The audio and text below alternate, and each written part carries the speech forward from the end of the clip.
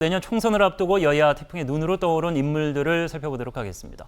근데 두 사람의 입장이 지금 내용은 좀 다릅니다만 어려운 두 분입니다. 유승민 전 의원, 조국 전 장관 얘기인데 먼저 유 전 의원. 최근 자신의 SNS 라디오 프로그램을 통해서 후쿠시마 오염수에서 시작해서 양평고속도로 최근 사안까지 민주당보다 어떻게 보면 더 강하게 현 정부와 여당을 비판하고 있는데 그런 데는 다 목적이 있을 것이다. 정치인의 정치 행위이기 때문에 당연히 이제 코앞에 있는 내년 총선과 어떤 식으로든 연관성이 있을 것이다. 네. 글쎄요, 국민의힘 내부에서 공천받을 수 있을까요? 그리고 아마 제가 볼 때는 쉽지 않을 것 같다 이렇게 생각하는데요. 유승민 전 의원이 연이어 이렇게 비판하는 건 저는 나름의 소신이라고 생각해요. 왜냐하면 대선 경선 과정에서도 굉장히 많이 논란이 됐던 거잖아요. 예. 이른바 법사 이런 사람들 얘기를 의혹 제기를 하기도 하고 그것 때문에 굉장히 윤석열 대통령 당시 이제 후보하고 신경전을 벌이기도 하고 그랬었거든요. 네. 근데 윤 대통령 하는 모습을 보면서 유승민 전 의원이 이렇게 하면 안 되겠다고 하는 생각들을 하고 있을 거라고 생각해요. 그러니까 그건 보수진영을 위해서도 그렇고 대한민국을 위해서도 자기가 여기서 조용하면 안 되겠다고 하는 나름의 소신이 생겨난 거 아닌가 그렇게 생각하는데요. 예. 그러니까 지금의 비판이 나중에 가서 대권까지 또 다시 도전하는 데 있어서 정치적 이익을 얻기 위해서 비판하는 거라기보다는 예. 지금 이렇게 목소리를 내주면 안 되겠다고 하는 생각이 저는 더 강하다고 생각해요. 이게 나중에 어떤 정치적 미래하고 어떤 방식으로 연결될지는 잘 모르겠어요. 다만 국민의힘에서는 크게 불리한 행동들을 하고 있는 건 맞아요. 근데 다시 탈당을 해서 유승민 전 의원이 뭔가를 도전한다? 네. 글쎄요. 저는 그런 선택을 하지 않을 거라고 생각해요. 그건 나중에 가서 자기의 정치적 미래를 오히려 막는 행위가 될 수 있다고 아마 생각하리라고 봅니다.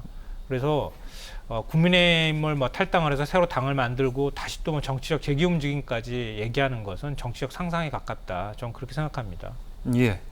국민의힘의 분위기는 어떤지 궁금한데 사실 현재 당내에서는 유승민계라고 불리는 인물들이 있긴 있겠습니다. 힘은 쓸 수 없는 상황이죠. 그렇죠. 예. 공천을 다 눈치 봐야 되니까요. 예. 그 유승민계 의원들이라도 공천 못 받아가지고 배지 못 따르면 뭔 힘이 있겠습니까? 그나마 사라지는 거죠. 모임이에요. 네. 그렇기 때문에 지금은 입 다물고 가만히 있는 게 좋겠다라고 생각하는 것 같습니다. 친윤계는 이렇게 얘기를 합니다. 유승민 의원에 대해서 선동, 내부 총질, 관종, 탈당해라 이런 식으로 비판도 하고 이준석 전 있고요. 대표가 듣던 얘기랑 좀 비슷한. 그렇죠. 김태흠 충남지사는 이런 얘기를 하죠. 유승민 탈당해라 이렇게 얘기를 하고 예. 대선 후보 시절에 예. 수행실장을 했던 이용 의원은 평론가나 해라 이런 식으로 그냥 무시하거나 아니면 되게 폄하하는 말을 많이 하고 있는데 솔직히 유승민 의원이 하는 얘기 하나도 틀린 말 없다고 생각을 해요.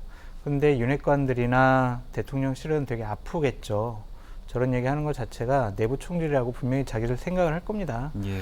하지만은 이런 얘기를 귀 기울여 듣지 않으면은요, 정권은 그냥 하고 싶은 대로 하게 돼요. 그냥 막 나가요. 견제받지 않는 권력은 당연히 부패받게 돼 있어요. 부패하게 되어 있기 때문에 저런 소리를 잘 들으셔라.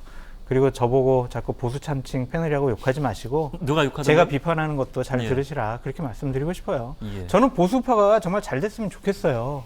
국가를 위해서 제대로 능력을 발휘해 줬으면 좋겠지 저렇게 어거지로 변명하고 방어하고 옹호하고 그런들 국민들이 그래 잘하고 있어 라고 하겠냐고요. 내년 총선 때 지지층은 그래 야 너는 정말 우리를 잘 보호하고 대통령 옹호 잘하니까 너는 우리 당 후보 지지해줄게 이러지만 예. 중도층은 어떻게 생각하겠냐고요. 합리성과 상식을 잃어버리면요 국민들로부터 버림받습니다. 공천받는 게 목적 아니잖아요. 공천받고 총선에 나와서 이겨야죠. 국민에게 선택받아서 네. 배지 다는 게 그게 목적이잖아요. 근데 이런 비상식적이고 비합리적인 하는 분들 공천은 받을 수 있을지 모르지만 국민의 선택은 받기 어렵다라고 다시 한번 말씀드립니다. 예. 예전에 민주당 내부에서 우리가 30년 집권한다고 그렇게 얘기 나와가지고 굉장히 비판 많이 받았었잖아요.